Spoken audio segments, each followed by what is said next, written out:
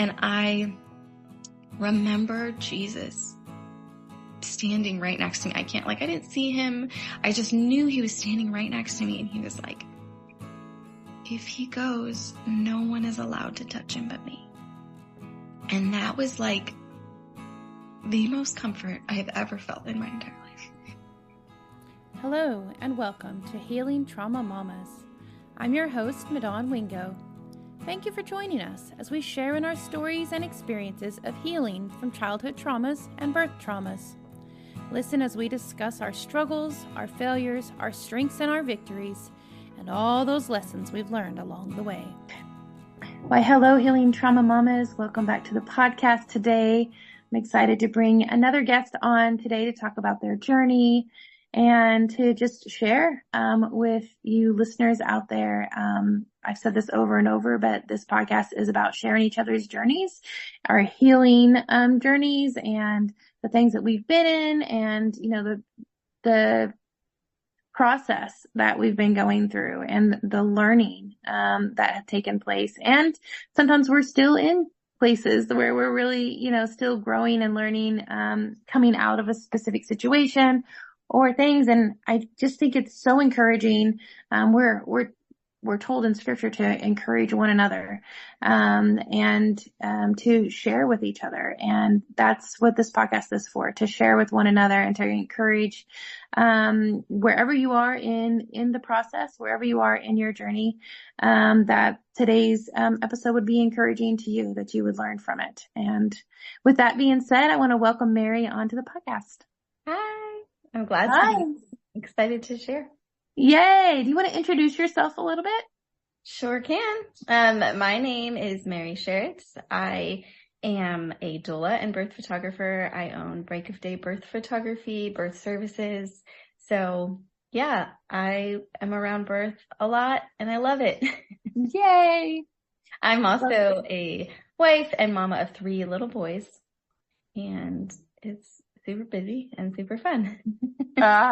Boy mom, that's a lot of fun, huh? It is. Definitely on my toes. Yeah, I'm sure. They're so fun and run and tumbly, aren't they? Oh yeah. They're very cuddly too. Oh, I love that. My boys are cuddlers too. Yeah. It's a lot of fun. I mean, they'd also wrestle me down to the ground too, but yeah. Yes. So, thanks for coming on. You are more local. You're one of our doulas in the Abilene area, which is amazing. Yes. And kind of branching out to maybe helping a little more in birth work, kind of switching roles a little bit. So that's pretty awesome. I'd love to hear how you got into birth work. Oh, yes. I moved to Texas from California almost 2.5 years ago. And I started back there after I had my first son. Well, I wanted to start after I had my first son. And then I didn't do anything about it until I had my second son. Okay. I got the courage to start working in birth work after I had my second son, and had a home birth with him. I was kind of deciding how I wanted to be a part of birth. And I knew I just wanted to be there. I didn't really want to be in charge of anything. So I said, why don't I just have a camera? So I started with birth photography, and I had never done photography before, but I did a birth photography course, and I decided to just jump in, and it was the best ever. And I was so proud of myself because I'm not very good at just trying things. Well, I have to do it perfectly from the start. But this was one of those things I was like, I'm just going to learn it, and I'm going to grow and get the opportunity to be at birth and witness the most amazing miracle. So that's why I decided to get into it. And then I had one birth in California where it was a good friend of mine, and I just kind of felt like I needed to be doing more because as a birth photographer, you're kind of like a fly on the wall. So I decided that I wanted to also add on doula services. So then I started pursuing that as we moved across the country, and then I found out I was pregnant with my third, and so everything took a lot longer. Oh my. but then started doing doula work after I had my third. Oh, nice. Okay. So did you do a specific training program? I did. I did one that was local to the area in California that I was at. I did it online.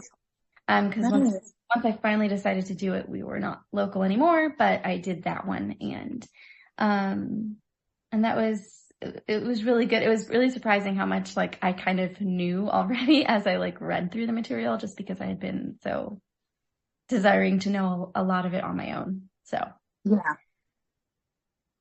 That makes sense. A short nutshell of my background. Yeah, for sure. Do you want to talk about your birth experiences a little bit? You kind of just ran through them. Yeah. So my first was in a birth center in California, Northern California. I went to my first visit with an OB and decided that I would rather be like a drive away in a car from an epidural. So the reason I chose to do out of hospital is they wanted it to be a little bit more difficult for me to get there. Yes. So it was a strategic move. And his birth story is, I could share on each of them, but I had very intense, he was sunny side up, and my labor experience was very long and it was really arduous, but I did get to have him vaginally out of hospital, and he was pure magic. So, oh, that's awesome. It was really great. I got married a little later. I was 31 when I got married, and 33 when I had him, like just turned 33. So, I was like just so in awe because I'd waited so long to be a mom. So that was, amazing. I did end up having to go in and have surgery at 3 weeks postpartum. Oh, wow. So that was really intense. And what type of surgery? I had to have repair surgery because. Oh no. That's a story in of itself. Yes, I'm so sorry. I know, but those first births, man. Just okay. So, and I'd wanted to have a water birth with him, and I had been in the water for a while, but ended up on the bed. So, for my second, first of all, I really wanted to do the home birth, and I really wanted to do a water birth if necessary.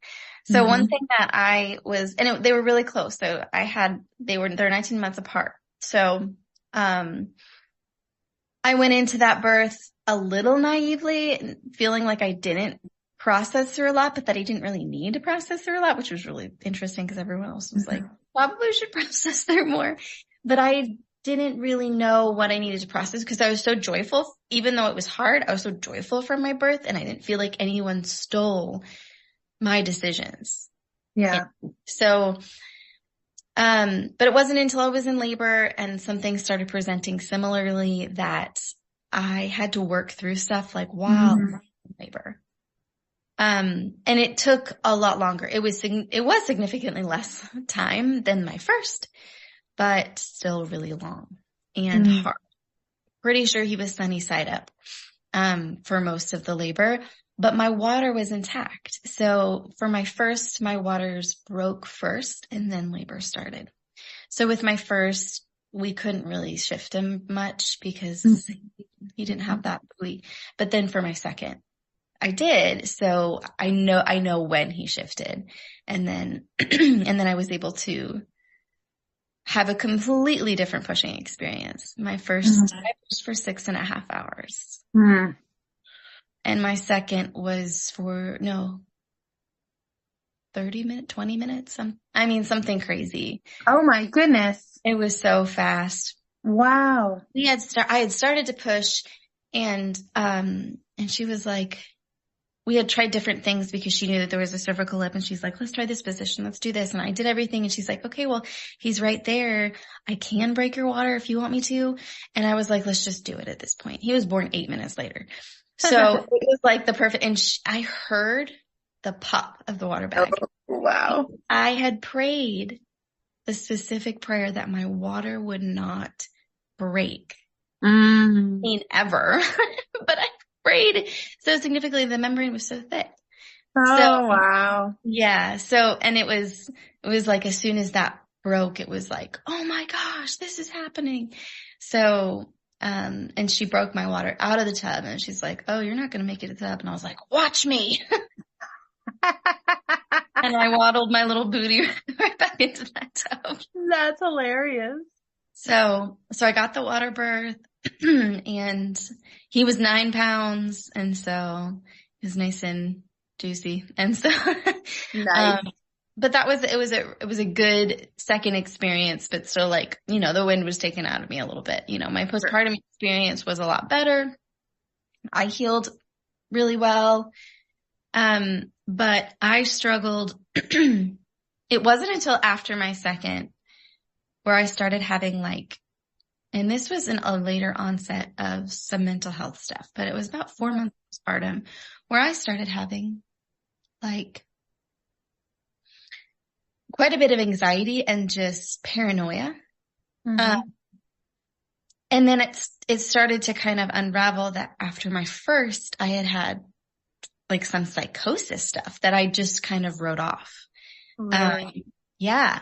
And so I started kind of becoming a little bit more aware of it and kind of learning a little bit more of, like, the importance of having somebody to be a sounding board to kind of say, yeah, that's not normal, or yeah, that's kind of normal. And, that kind of thing and then help you move on to figure out what are your resources, so that you're not walking into the ER and they're like, oh, you need to go to a mental hospital. Yeah. Because that's not helpful. It's only harmful. So anyway, so I started learning a little bit more about that. But I gained traction with, things like, being more active, and being more, aware of, like, my diet and stuff like that. And so, sorry, my baby's crying. Oh. But yeah, so my first was these weird psychosis episodes. And then I had this weird stuff with my second, but then it kind of got better pretty quickly. And then we moved. Did you just handle that all on your own, or did you seek other help? I did a little therapy after my second through that. But I didn't take any medication. I did do, I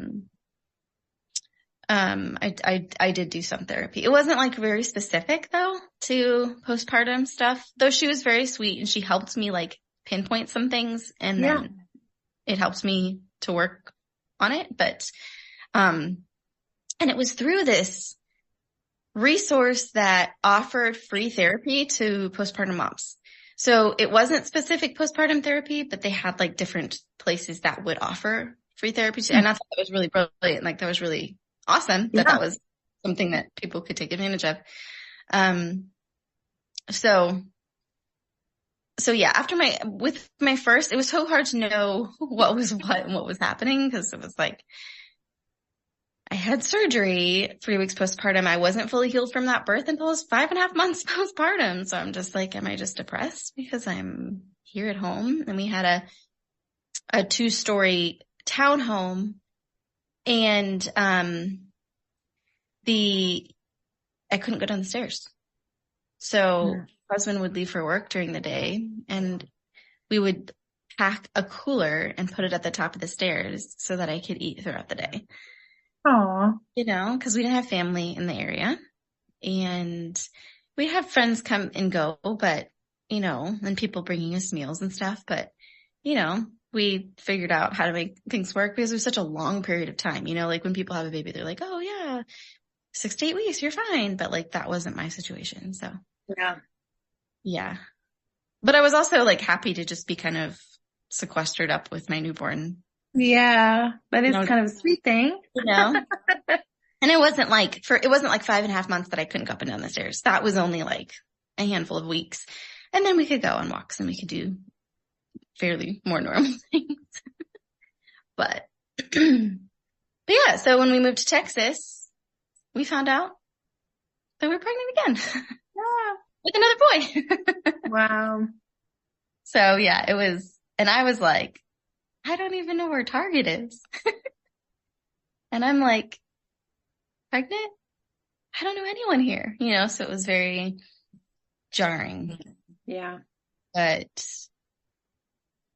And at the time you had become a doula or you hadn't yet? I was working on my certification at the time. Okay. That's right. Yeah. Okay. So I had planned to come here, work on my certification but start up doing birth photography again here. So, but I found out I was pregnant and it hit me incredibly hard this time. I had COVID 2 months prior to conceiving him and my taste and my smell was not back to normal.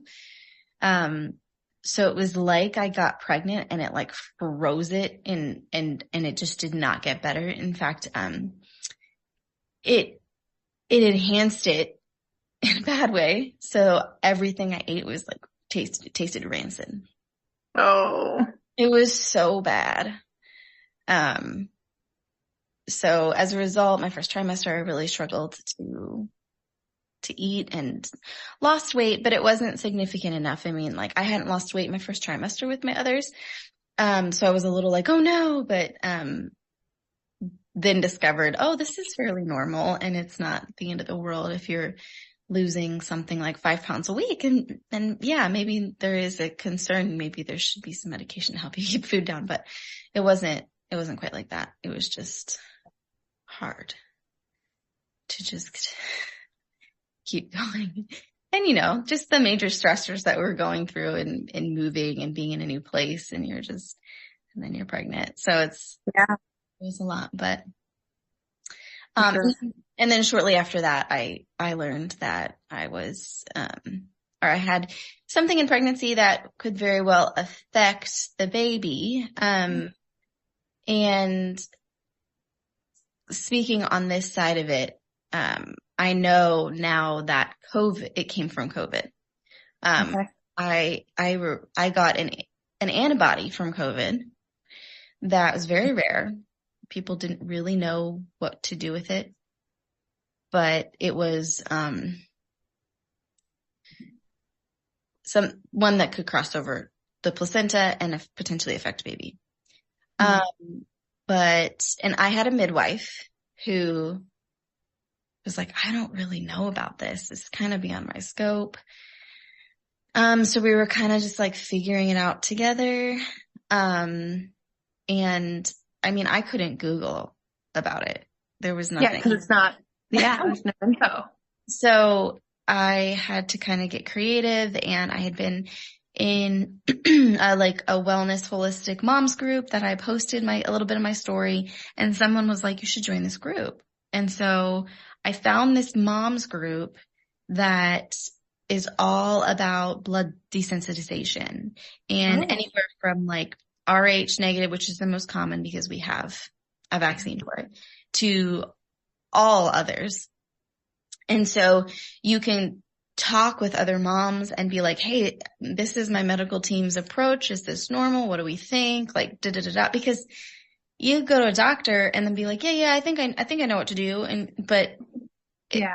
So there's just like these, groups of moms, a lot of these moms that have had many children and they all are dealing with this, because this was something that was present in their blood always.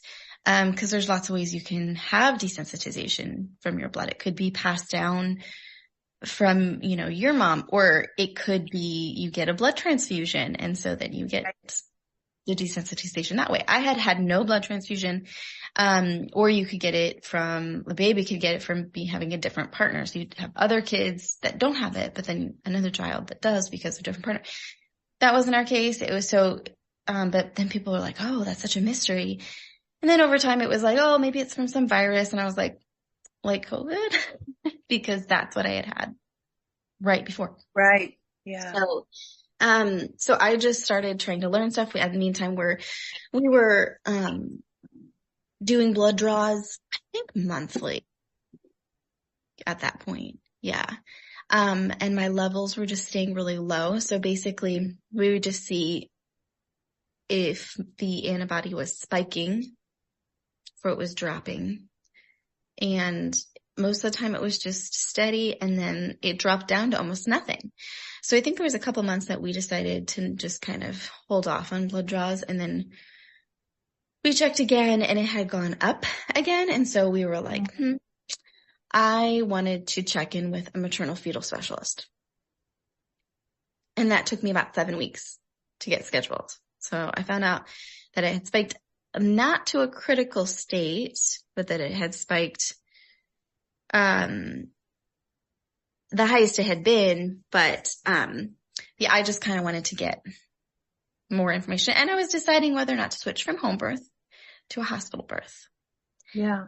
And, so yeah, it was 28 weeks when I found that little mini spike, and then I didn't get clean until I was 33 weeks, and we had done like 2 more blood draws, and I think it was staying the same at the level that it was at. And so the first thing they did was a scan to see if the blood flow in baby's brain was off to indicate potential anemia in baby, and there was nothing to concern them. So, and then the other thing that they knew about too, and once again, I had been in this mom's group, I had kind of like learned a little bit on my own. So nothing was a surprise to me, like, oh, we're looking for anemia. Oh, this is another concern. Nothing was surprising because I kind of knew it.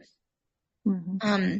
But no one could tell me any statistics. No one could be like, there's a 12% chance this is going to happen. There wasn't any of that. So, yeah. and I talked to multiple people, and they're like, oh, I knew someone that had, an antibody, and nothing happened. It was a whatever. And, I'm like, yeah, I'm probably making like a mountain out of a molehill, like this is probably not that big of a deal, especially coming from someone who desires to look at birth as normal and not look for problems, right?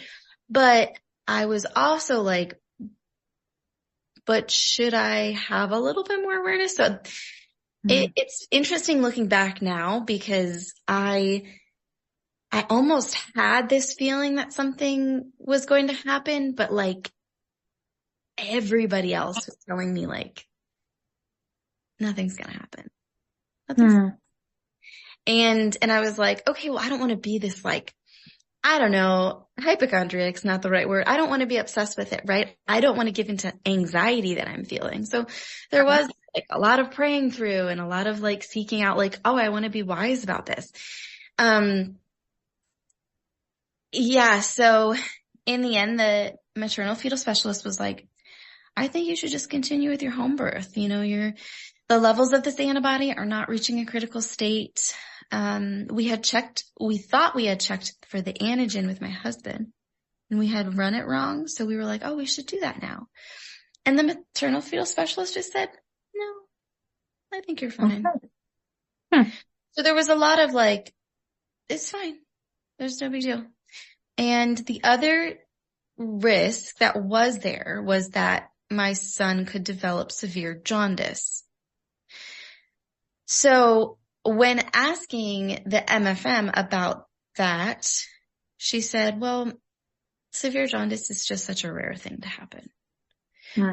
And I didn't probe her as much as I feel like I should have, because in general, yes, severe jaundice doesn't really happen anymore, right? But that's in normal occurring, not with red flags pregnancies. We're not talking about like someone who's like, these are your 2 risks with this. Yeah. So it was kind of like that. There's no way that's going to happen. I've never seen that happen, So I asked like, okay, well, what should I look for if this is potentially going to happen? Like once baby's here, because if baby's severely jaundiced, then you wouldn't see anything in pregnancy.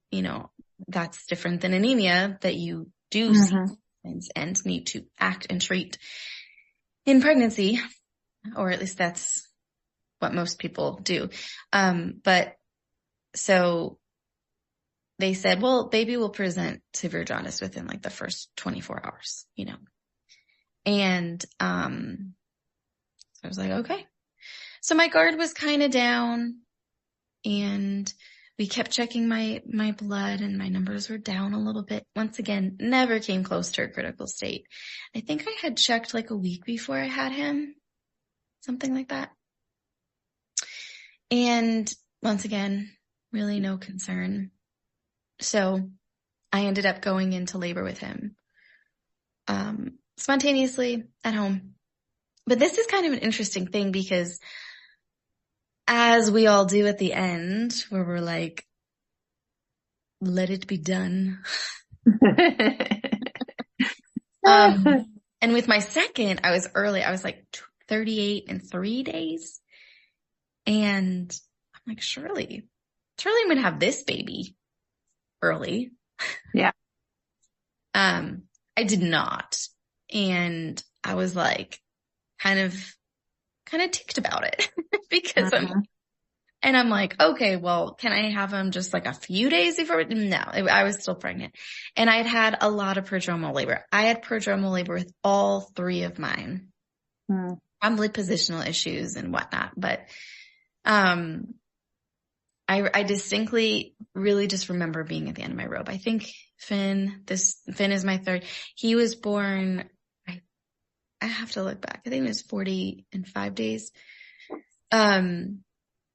So I distinctly just remember just feeling like, this is it today? And the prodromal labor is going, oh, it's not today. Oh, is it the next day that prodromal labor starts back up? And it's just the stop and go is so hard. Yes, So I do know. So I remember this one particular day in the evening, either my kids were in bed or my husband was putting them to bed, and I was just like out in the backyard walking around just sobbing. Just like, what have I done? Like, is it starting? Is it not starting? And I just remember just feeling like the Lord was like, I want to show you some things before you get started. And I was like, why did you else I need to show me? I was a little saucy, but and then there was another moment that I was sitting on the couch, also like, Lord, what is going on? And he was just like, I want to show you some things before you get started. And I was like, oh my gosh. Okay. And then I was just like, okay, I want to listen. Please help me to want to listen to what you want to show me before this gets started. And, so it was in those last final weeks that I actually started processing through some, not even related to what I was facing, but just some things that I kind of carried on mentally in it, and how I had wanted to just like be free from the angst in my mind, but I didn't really know how to do that. So I prayed through and processed through some things with the Lord. And he showed me specific things like, hey, don't do your playlist. Like, don't do your music playlist that you've had and you've just added songs to. Do something different. And I was like, oh, nice. That was interesting. So I kind of had this fresh new plan with the Lord for this birth as the days kind of were lagging at the end. And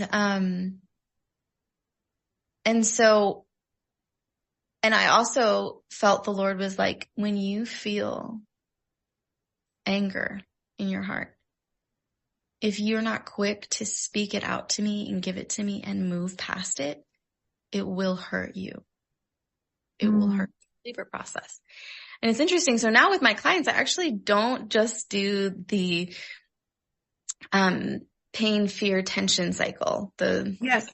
I add to it. I'm like, if you have any tense emotion, and I really do focus on anger a lot too, because whether you're angry that it hurts, you're angry that this isn't the way it's going, you're angry at the nurse who's in your room, like whatever it might be, that's also going to, if you can't actually it's not bad to have it, right? Just like fear, it will happen, right? But if you can't relinquish it and then move past it, it will continue to just kind of beat you up, right? Yeah. Mentally, physically, spiritually. So I was really just praying through a lot of that. I'm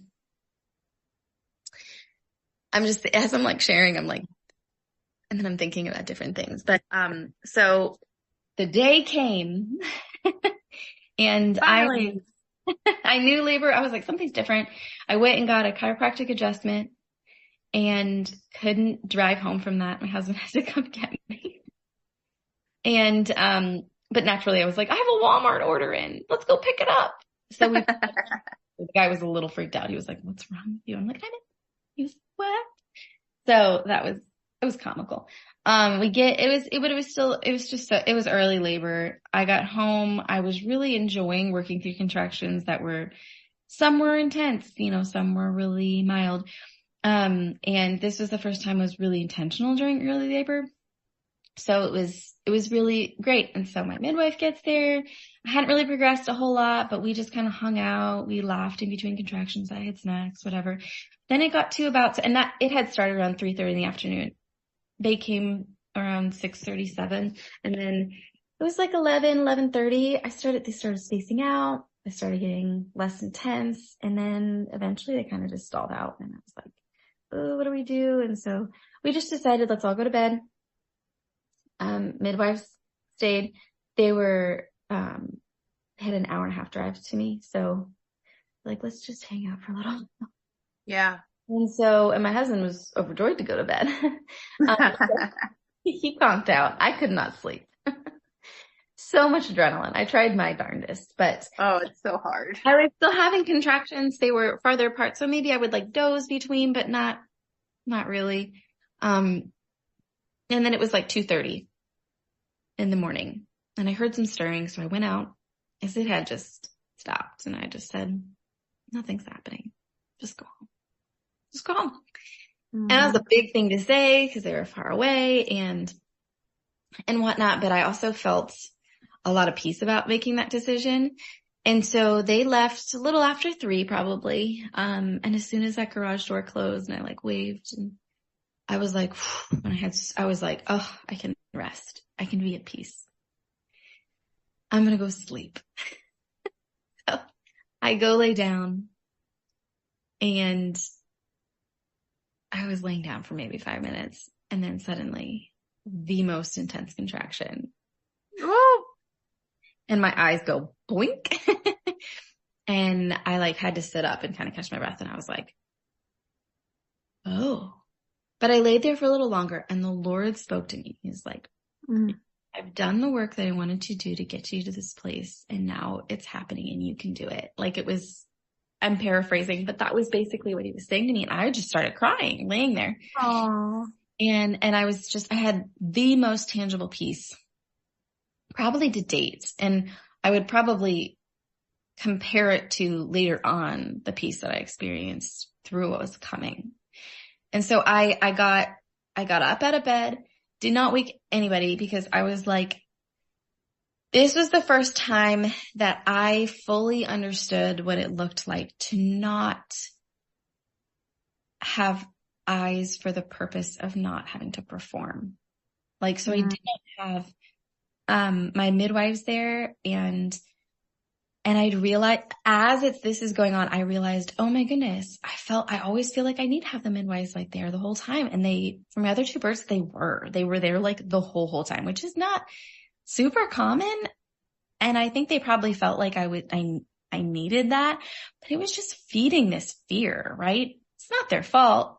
And I didn't realize it was going on until I'm walking my hall. I'm like in the dark, in my own space. No one's watching me. I'm with the Lord and my baby and that's it. And I was like, this is what it's about. This is how I know I can do it. Right? Like, yeah, I don't have to, yes, it's nice to have counter pressure, which happened a lot once my husband woke up, but it was just so nice for those 2 hours or whatnot. And I honestly would just stand and then I'd sit and I'd stay for 3 contractions. And it was just so peaceful and it's so great. And I was like, well, I don't have to question if this is the real thing now because it's like, there you go. Really real. And so my husband finally wakes up and he said, hey, yeah, you definitely can't go to work. Like I'm in labor. And he's like, are you sure? And I'm like, oh yeah, we should probably call the midwives back at some point. And he was like, you sent them home? Like he didn't know because he was, and I'm like, yeah. He's like, okay, I'll call them. I'm like, no. They just got home. Let them sleep. But let them sleep for a little while. And so then the kids wake up and he's getting the kids ready, getting them breakfast, trying to get into our friend's house. I'll never forget this moment though. My just turned 4-year-old came into the bed and we had talked lots about how mommy's going to roar their baby brother out and talk all about roaring the baby out. So he came and he sat next to me. He's really sweet, super soft and gentle. And I was going to have a contraction and I could feel it coming on and my husband was busy doing something. So I knew he couldn't give counter pressure for that. And so I knew it was like, you really just have to give myself to it. So I was just lying on the bed and my son's holding my hand and I have this contraction and I come out of it and I open my eyes and I see him like staring into my soul and he goes, Mommy, you're doing such a good job roaring the baby out. Oh. And I was like, like it makes me want to cry right now. So just a tidbit, they weren't there for the whole thing. They probably could have been, but it was also kind of fun that they went and they got to play and then they came back and there's a baby. But it was really precious and it was really sweet to have my son. Yeah. During my birth. So anyway, long story short, with his birth, I had such a redemptive birth. I was not sure because I kept telling my husband, no, don't call yet. He's like, please let me call. Because he was afraid I was going to just have a baby. And, so he did call and she heard me on speakerphone. She's like, she's getting back in her car. She did get a good nap, which, that's great. Hey, yeah. I was like, you know what? A nap is great. Yeah. So she got back here and my birth team rolled in just a few minutes before her. Everyone's rolling in and within a few hours after that, I had a baby. There you go. Yeah. And it was a water birth and it was great. He was 9 pounds, 9 ounces. So each one of us got a little chubbier. Well, Yeah. But it was really great. And, yeah, everything was looking good. And then, the end of day 3, I got my milk in, my full body milk in and, baby was just not as hungry as he should have been. He did show not right away. He did have like light, like yellowing. And so we were like, okay, let's go get him sunlight and go, and just keep nursing. And we had that with the other 2 and our guard was really down because everyone said, this is impossible. And then when he wasn't nursing like he should have been, it was the top of day 4. And I looked at him, I said, once again, I'm like, something's not right, but am I making something out of nothing? Am I being dramatic? And I guess one huge encouragement that I give to my clients, I give to all moms, like, you're never being dramatic. Because even if you're being dramatic, that's fleeting. So it doesn't really matter. Like, even if the answer to your question is, you're okay, you're safe. Yeah. That's okay. That's okay. So I texted my and was like, is this normal? She said, please go to the hospital right now. And I just started, like, my brain started crashing because, you've got that major hormonal dump on like day 4. So, oh yeah, I mean, like, I was spitting out, but I have never moved. So, I had 10 stitches and I'm like majorly postpartum, right? Very fresh.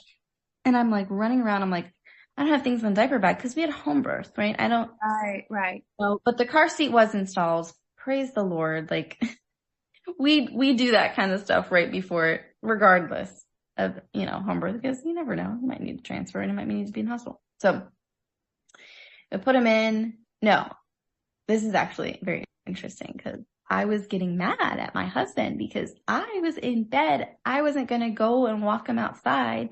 And it was strange because right when my son was born, we had like rain for 4 days. So my husband was like, I don't want him to get cold and wet. So he was like not prioritizing it the way I had asked him to prioritize it. But it was also cloudy. So it was like harder to get like good sunlight. So it was just a weird series of events. And so I got really mad at him. I was like, you didn't do what I asked, and this is bad, and I'm so upset. Now I have to go to the hospital. And he was like, we were fighting right before the hospital. And the Lord said to me, you better make this right and quick. Wow. And I was like, okay. And he was like changing his shirt, and I went in the closet and I'm like, I'm so sorry. It is not your fault. Please forgive me. And he was like, I forgive you. Got in the car, dropped our kids off at our friend's house that they were at when I was in labor, because she lived like right by the hospital. Praise God. And so, and we live close to the one that has a NICU. And if you're not local to Abilene, there's 2 main hospitals in Abilene. One's on the north side, one's on the south side. Only one has a NICU. Yeah. Yeah. I happened to, and I didn't actually know that because we weren't we weren't here that long before we had the baby. So there's a lot of little things that you see that the Lord orchestrated. Like when I think it was less than an hour from when we were like, we need to go to the hospital to us walking in the doors. And that's crazy when you have a 2-year-old and you drop them off somewhere and then you get to the hospital. Like it was just really neat. And it was seconds after we got to the hospital that he started crashing. Wow. He hadn't been nursing much, but he completely would not. He was completely lethargic. His oxygen was dropping to like 50. It was so bad. And I'm just in this like ER back room, like stunned. And they're just like trying to do this and that and to my little baby. And so, and I'll never forget it. There was this guy, to this day, no idea what his name is, really anything about him. But I did learn later that he was like a patient advocate. And he was walking up and down the hall, like the door to our room was just open at that point because everything was moving so fast. Like there was like the details of doing stuff like closing doors was just not of the right.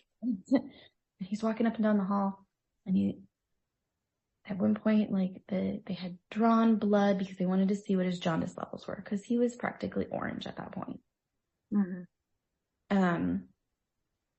And this gentleman walked in our room silently and handed us a little stuffed hedgehog and just laid it at the baby's feet and just kind of like, and then walked out. And I remember being like, what's going on? Like, I feel like I'm living in a dream. Like, what's happening? You know, when people start asking you, do you want to see the chaplain multiple times? You know, you don't realize that when you go to the ER, sometimes it's actually an emergency. Like, yeah, where, you know, something really, you can feel like this in between, here and there type of feeling. It's really, really odd. So my husband and I are praying. He's shooting out messages to people to pray. And, his jaundice levels were twice the limit that is treatable. So, and it went up from the time that we were in the ER to going up to NICU. I mean, it was just so crazy. So as you can imagine, it was just like this very wild ride that I did not sign up for, you know, but also kind of knew that this could have happened. So I'm like in the midst of like, a bunch of emotions. Like, should I have done something different? Like, what do I do now? Like, how do I, like, yeah, all of the things. And I'm engorged because he didn't drink right when my milk came in. So I didn't get a pump for 10 to 12 hours because I wasn't the patient, like it was all of those things. They put me on food for my son since he was the patient, but he was an infant, but then they kept forgetting for like a day. And so I didn't eat. Oh my goodness. It's crazy. But, the Lord was like very present through all of it. One specific moment that was really hard because they ended up having to do a full blood transfusion, just to give him clean blood and see how he responds to that to save his life. And I'm standing in the room, and the pediatric nurse practitioner says to the nurses that were on him at that time, "Oh, it's for sure crossed the brain-blood barrier now." And I was like, "You're like," she's talking to other people, assuming I don't know what she's talking about. Right. And I said, "I'm sorry, you're saying that he has brain damage?" She's like, "Yeah, probably." Like super, Wow. like should not have been talking to me the way she was. I don't think I even saw her again, probably because they took her off because they were like, "This is really bad." And the doctor hadn't even come in and talked to me yet. Like we hadn't had a sit down conversation about his life and what was going to happen. So it was like all happening in real time. Like as soon as she said that, I started like sobbing, removed myself, locked myself in the bathroom. Everyone's like, I don't know, but I remember being in this place of just like, I was out of it because I was crying and just kind of hysterical. And my husband was still out there because I was just like, I just kind of escaped, and he's pounding on the door, but then like a bunch of people started pounding on the door. And I'm like, I don't know if they were like, is she going to hurt herself? Like, I don't know. I have no idea, but like, it seemed really dramatic, the whole thing. And, finally everyone quieted, and my husband, Nate, was like, "It's me, let me in," so. And I was fine.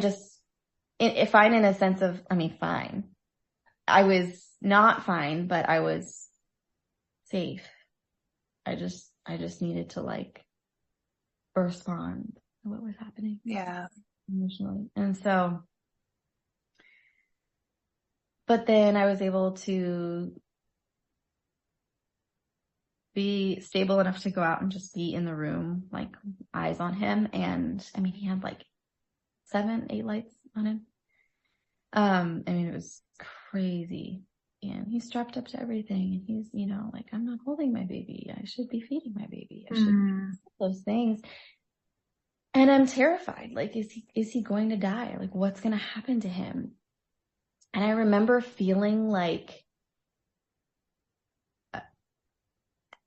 I had felt like this before when I had heard other moms go through really, really hard things. And I'd always wondered, how would I feel? There's a sense when you're like, "Where's my baby?" Like you have to like Yes. make sure. Yeah. That feeling. And so when a baby leaves a mom because of something horrible and tragic,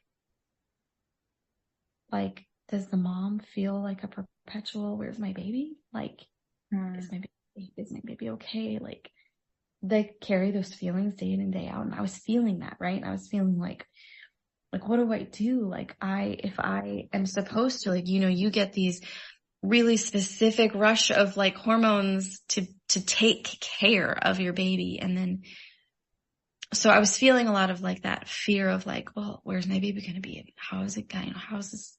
Like, where am I going to? I don't know, words. I can't even think of words right now, but I think you understand what I'm conveying. And I remember Jesus standing right next to me. I didn't see him. I just knew he was standing right next to me. And he was like, "If he goes, no one is allowed to touch him but me." Oh. And that was like the most comfort I have ever felt in my entire life. It was like, oh, I don't have to be afraid because you will take him. He goes. None of these other nurses, no one's going to touch him. No one's in charge of him but you. And it was such a a real way of understanding that, because I think that like we can understand in a conceptual way, like Jesus is in charge. God is sovereign. But like when you get to experience him speaking directly to your heart about your flesh and blood, like there's something, I mean, it's something truly, truly profound. Yeah. It was like, okay, I can go through knowing that like I'm not in charge, right? You know, like there's this sense of like, I know I can't be in charge, but like I'm not in charge. You know, you just feel like I'm not. Yeah. So, and then after that, he had the full blood transfusion and he accepted it. Like his body didn't reject it. And he started really showing signs that he was getting better. He did have some things happen where he started having seizures. I was the first to witness it. No one else was in the room. It was crazy. He ended up getting life flighted to Cook's, but before he did get an MRI of his brain to see what was happening there. And he did have extensive, severe brain damage. Mm. And the doctor was like, I'm really sorry. And these are the two different things we're talking about. He most likely will have a movement disorder, and these are the two types. And I said, okay, can you print me out information about that? And the doctor said, yes, but she handed it to me and she goes, but I don't want you to read this or look at this right now. And I folded it up and I said, I wasn't planning on it. I just want it for later. To this day, I've never read those paper. Because when we got to Cook's, he had another MRI because they have like pediatric radiologists and better equipment to get better imaging of little brains. And it was, it's interesting because, you get signed up for an MRI and then sometimes they get bumped because the ER rushes in. And so, so you get bumped because of emergencies and stuff. And so it kept kind of floating the time a little bit. And so I remember when it was doing that a little bit, I was filled with a sudden rush of like faith specifically for him to be healed. Now my husband and I had talked a lot about entrusting our son's life, live or die, to him. So if he does have a disorder,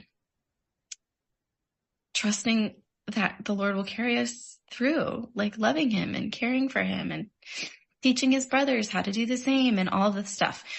But I do 100% believe in healing. I have experienced healing. I know lots of other people who have, but it's not about whether you get healing now or later. It's about trusting the Lord that he will heal us, body, soul, and spirit. And and that will happen, that there is a day that the Lord will have his day and he will make it all right. And so coming from that place, I remember it was like the Lord injected me with like, no, pray for this right now. Wow. And I was like, okay. So I was like, I guess I'm going to be the crazy radical right now. And I'm like, I'm okay with that. I don't care. Right? So I blasted out to everybody and it got all over the world because I used to be in missions. And so I know people all over the world. And so there were messages and whole churches in, different countries were praying for this little baby they knew hardly anything about. And we were praying. We were on the list. Yes. Yes. Because it was like, I'm like, I've got one shot, and it was literally, I think I started reaching out for prayer I was reaching out for prayer through his story when we got transferred to Cook's, but specifically for his brain to be healed, I was reaching out like a couple hours before the MRI happened, and was praying. I was asking people to pray that the doctor would come in dumbfounded and that they would be like, this isn't the same baby and all of these things. And I'm like, oh, I'm getting crazy now.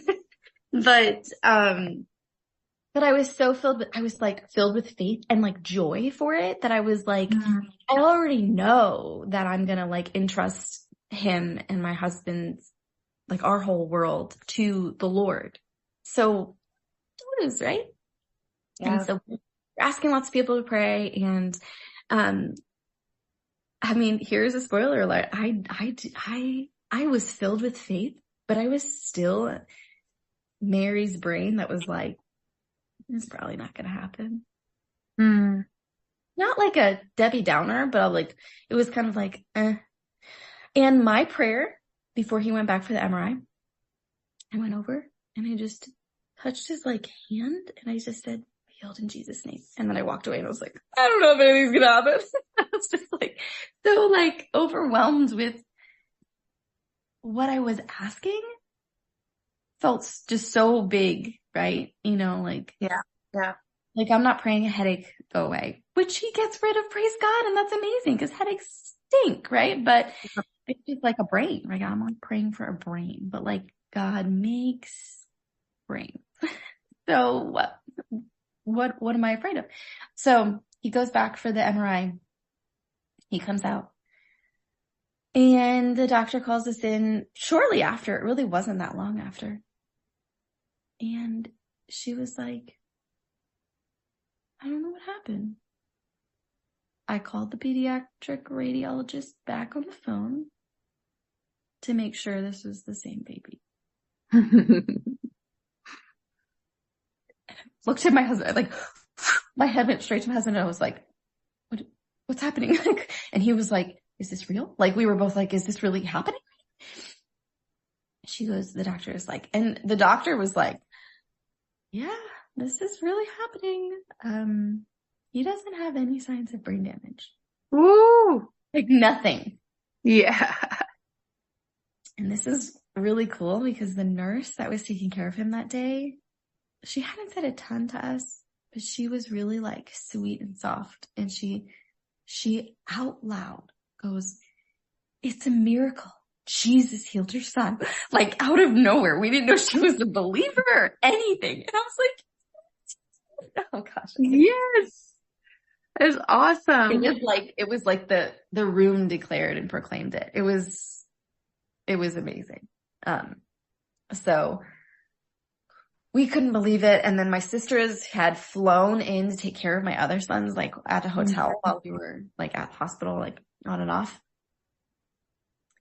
And we called them and we were like, he's healed. There's no brain damage. And they're like, are you sure? And I'm like, I guess so. Like, and they don't match.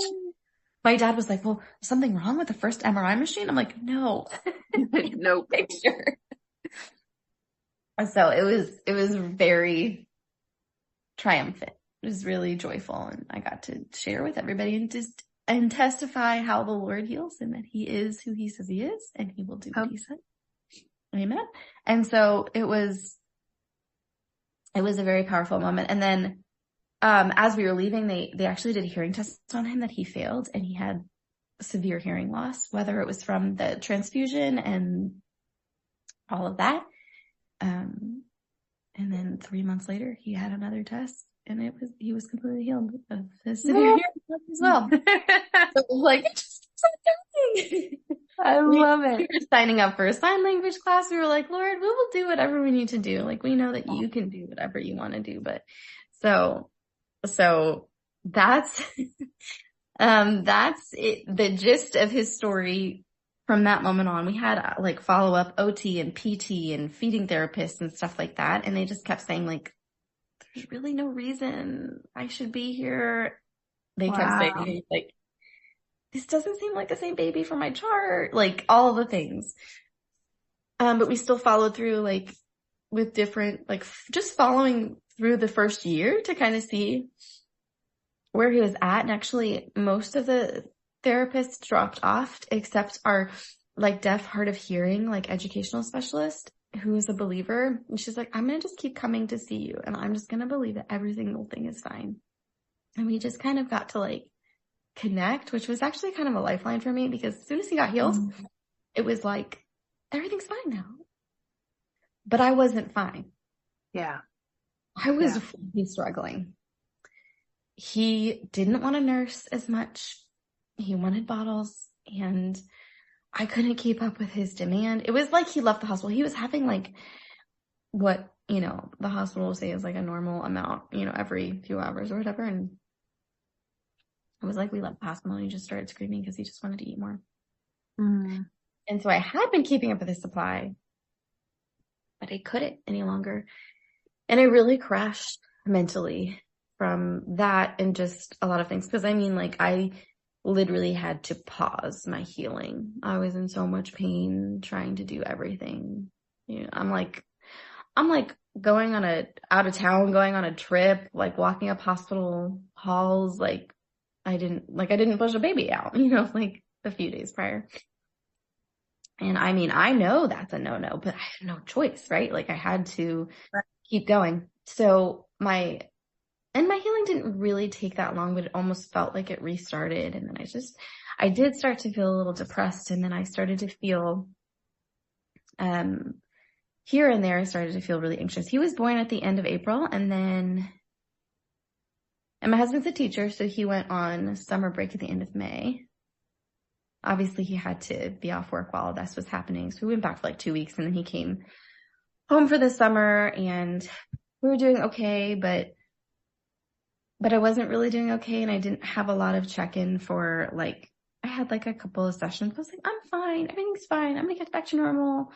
And also feeling like I had to be fine because Jesus healed him. Like everything is fine.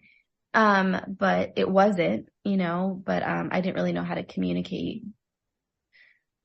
It's interesting because I can clearly see when it's someone like a mom I'm working with or, you know, I'm like those, observatory eyes or whatever, but when you're in it, it's hard. It's so hard.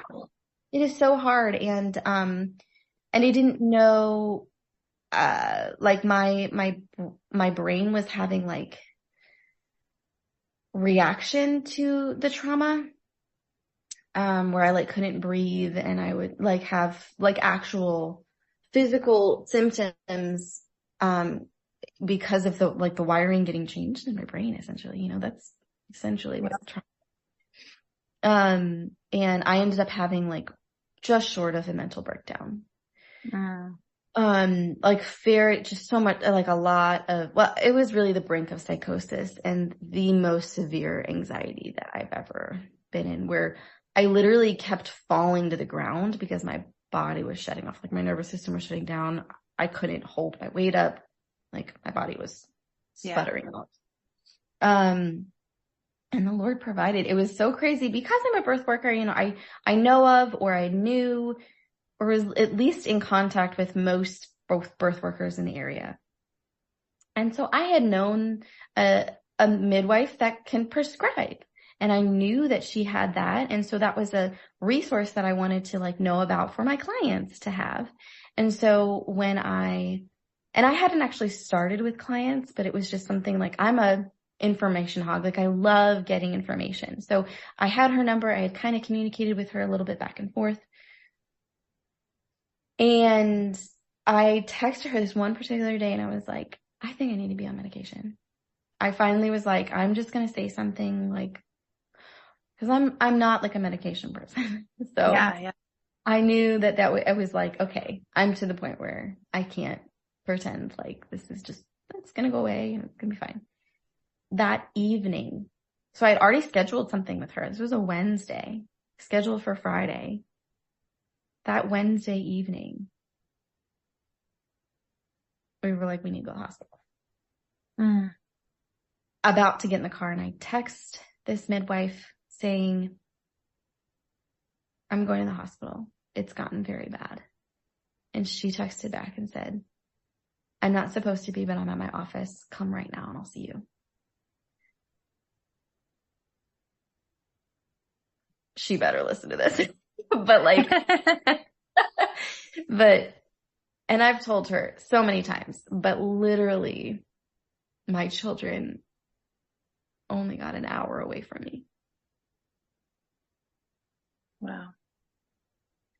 Just the healing of trauma just from that. Yeah. Was powerful. So that, I mean, I'm so passionate about moms knowing like the proper resources, going in and hugging a stranger who you know knows exactly what you're going through. Yeah. And does not judge you. Yeah. And holds you.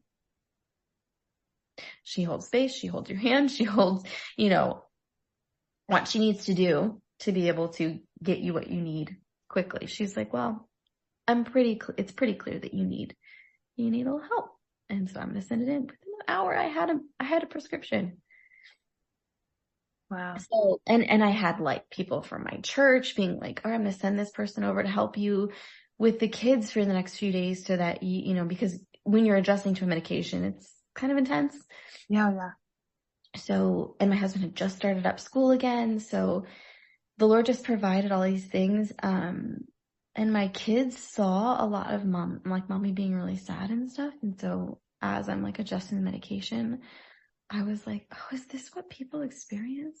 This stillness and this calm in their brain? Like I very much had like probably from postpartum on top of it, PTSD, right? So it was just a lot of calm. And my 4-year-old said, Mommy, like, I don't know what happened to you, but he just started asking questions about what happened to me and how I was feeling and, you know, like trying to pray and ask Jesus to come and help me and stuff like that. And then he started asking deeper questions. He ended up like a few days, like really like within like, well, it was like a few days after he started asking questions, but then within a few months, he was like, I want to give my life to Jesus, you know?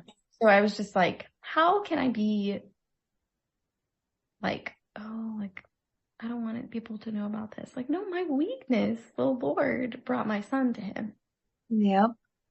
Like, that's amazing. I could never write that. Like, I could never write that. No. I would never say, okay, this is the way I want it to happen. But it is so beautiful because what it actually teaches the children is that when you're weak, he is strong.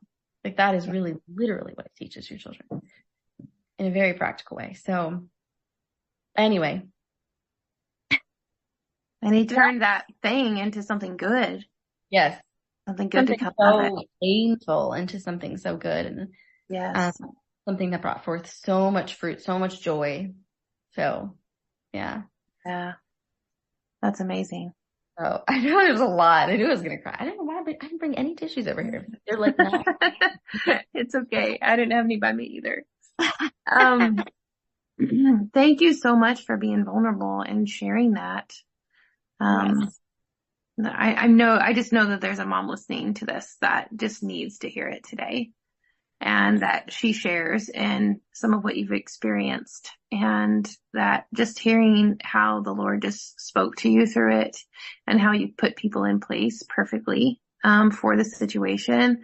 Like what a blessing that is to share that testimony.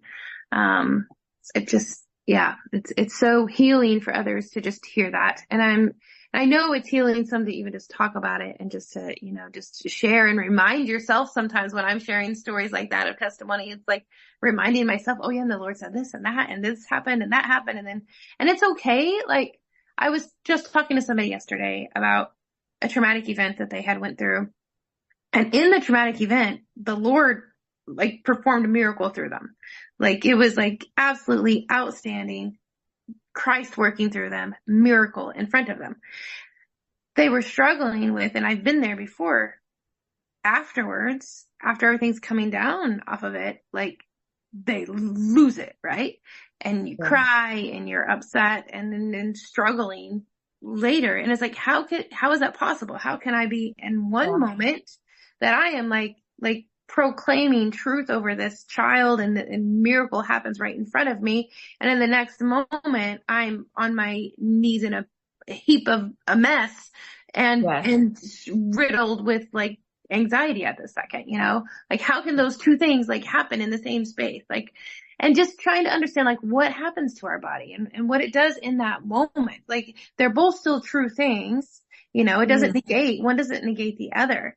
And there's no like guilt in that, but there is an interesting picture shown, like what happens in your body in that moment. Like you were able to do those things and do what you needed to do. And you stayed, in that moment and you listened and you did what you needed to do.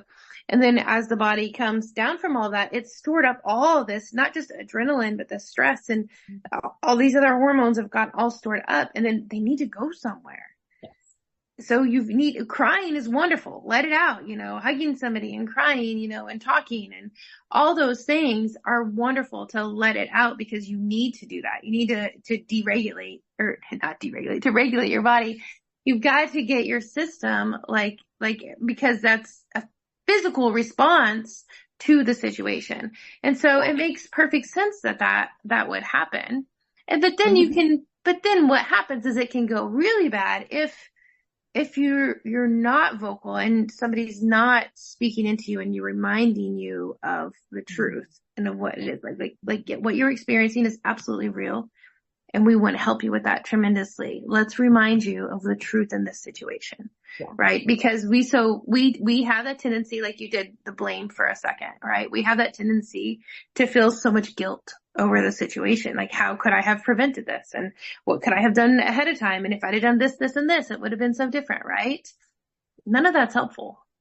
None of that's helpful one bit, because looking back at a situation is only good for you if you're looking at it to learn something for you in the future.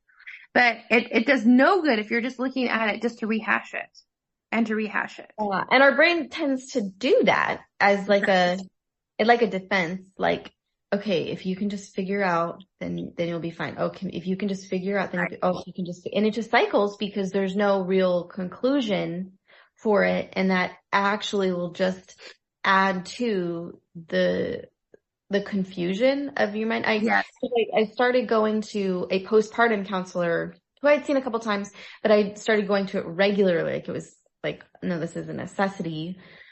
Once I had also gotten on medication, so I was kind of like from multiple angles trying to like come back. And really I was processing a lot of what was going on with her. And she said, a lot of times when you're sharing, you'll like be over here sharing this thing, and then you'll jump to this thing, and then you'll jump to this thing, jump to this thing. And she's like, that's very common of like traumatic experiences, because you have such a hard time of like going on a timeline from like start to finish. And this is what happened, because that's what she wanted me to do. She wanted me to like work through the story, and we'll just do it in bite-sized pieces. But then one thing would like go to this thing and then this thing. And it was really hard to kind of just share the story.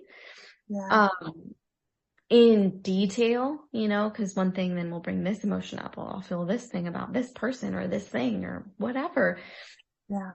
And so a lot of times we have to be able to say, it's okay to be jumbled and to be confused, because the goal is to unravel that yarn so that you can see clearly not what you did or what this person did, not all of that, but you can see the picture, the storyline more effectively to be able to then, move on with the story. Because that's kind of how I felt too. I kind of felt stuck. Like I couldn't move on with his story. Hard to connect with him. It was hard to navigate. Like, what am I going to do? Because he stopped nursing at 4 months postpartum. And you get people who say things like, Mama, don't give up on nursing. And they mean well. But a lot of times people just don't understand. They just don't understand. That's another fault. Yeah, well, they haven't been through it. They don't know. Well, also they don't always seem to ask questions, because there's the, and I nursed my first for 15 months, and I nursed my second for like 24 months. So like, I love nursing. I'm all about nursing. I'm like, stick it out, Mom. I'm all about that. But it gave me new eyes to see, like, it's the same thing. Like when people say silly things when someone passes away. Yeah. They don't mean anything bad by it. They want to help, but they don't know what to do, Right.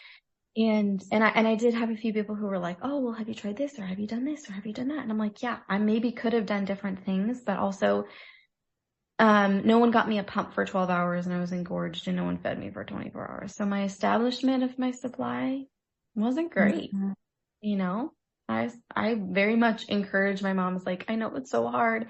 Establish that supply as best as you can for your baby, because your world, their world is going to be so much better when they can just like, they've established that and they settle into their pattern and they have the spikes of growth and stuff. But it just helps so much to know, like, I wasn't in control of it. It took me a while to realize, because I would sob every time I tried to nurse him.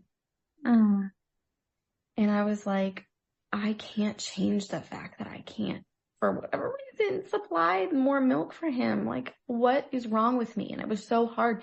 And it was like, I hadn't even been able to like make the connection because the trauma was so jumbled. I wasn't able to make the connection, but it wasn't like my fault. Yeah. And I remember that day when I was sitting down with my counselor and I was like,